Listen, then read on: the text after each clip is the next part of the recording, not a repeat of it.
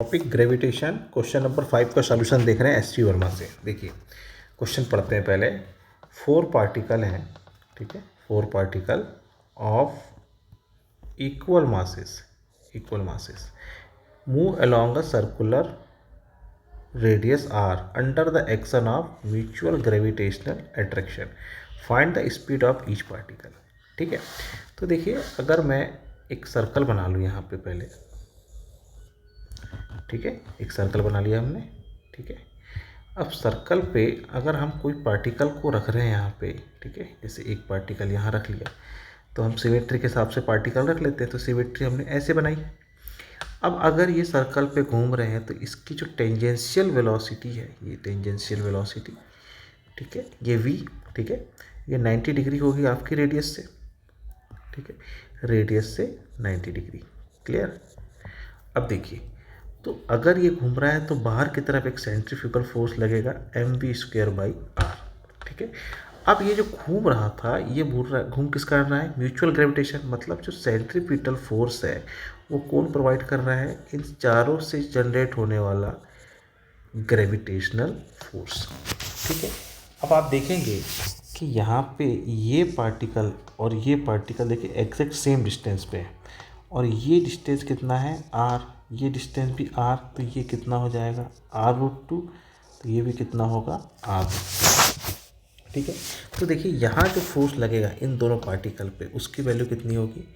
g, m1 m2 दोनों mass same है और डिस्टेंस है r√2, तो r का स्क्वायर और √2 का स्क्वायर 2, तो सेम फोर्स यहाँ भी जनरेट हो जाएगा gm2r²। तो ये दो फोर्स हम निकाल चुके हैं, ठीक है, एक 1 और एक 2। तीसरा फोर्स जो है वो कहाँ लग रहा है? तीसरा फोर्स जो लग रहा है वो लग रहा है इस पे, ठीक है, ठीक है, तीसरा फोर्स पे लग रहा है F3।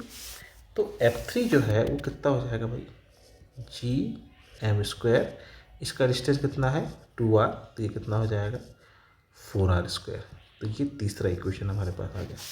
अब एक पार्टिकल है उस पर दो फोर्स सेम ऐसे लग रहे हैं, ठीक है, और एक तीसरा फोर्स यहाँ लग रहा है। अच्छा, इनके बीच का एंगल 90 है और फोर्स की वैल्यू सेम है, तो फॉर्मूले के हिसाब से कितना हो जाएगा? ये f√2 और ये सपोज f', तो जो रिजल्टेंट फोर्स है वो कितना होगा?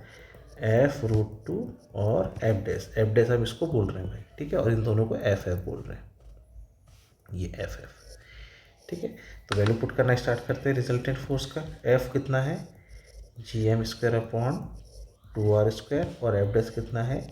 gm²/4r², और रिजल्टेंट कितना था यहाँ पे?